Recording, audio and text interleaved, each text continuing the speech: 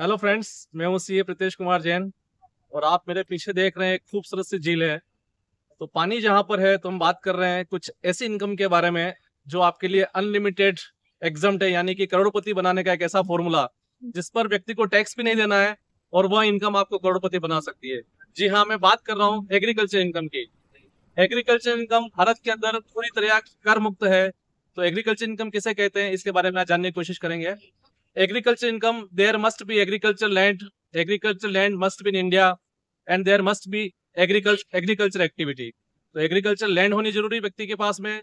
व्यक्ति उसका ओनर होना जरूरी नहीं है, व्यक्ति के पास में एग्रीकल्चर लैंड होनी चाहिए, चाहे वो उसने लीज पर ले रखी हो। वहां एग्रीकल्चर लैंड, कृषि भूमि भारत के अंदर होनी चाहिए। और तीसरा, उस कृषि भूमि के ऊपर कृषि के कार्य किए जाने आवश्यक है। यदि व्यक्ति तीन कंडीशन को पूरा करता है तो उससे होने वाली इनकम, अनलिमिटेड इनकम चाहे जितनी भी है, वो भारत के अंदर कर मुक्त रखी गई है। उसके ऊपर किसी प्रकार की टैक्स की कोई लायबिलिटी वहां पर नहीं है। तो आपने बिल्कुल सही सुना है, यदि एग्रीकल्चर इनकम 1 करोड़ रुपए है या 2 करोड़ रुपए है तो उसके ऊपर आपको बिल्कुल भी किसी प्रकार की टैक्स देने की आवश्यकता नहीं है।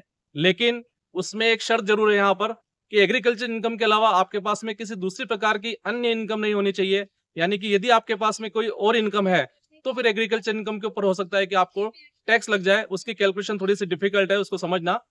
एग्रीकल्चर इनकम को एक बार नॉर्मल इनकम के अंदर जोड़ा जाता है, आपका टैक्स कैलकुलेट किया जाता है, फिर उसी एग्रीकल्चर इनकम को आपकी बेसिक एग्जम्पशन लिमिट में जोड़ा जाता है और उस टैक्स को वापस वहां पर घटाया जा सकता है। तो हो सकता है कि कुछ पार्ट आपको एग्रीकल्चर इनकम पर भी टैक्स देना पड़ जाएगा।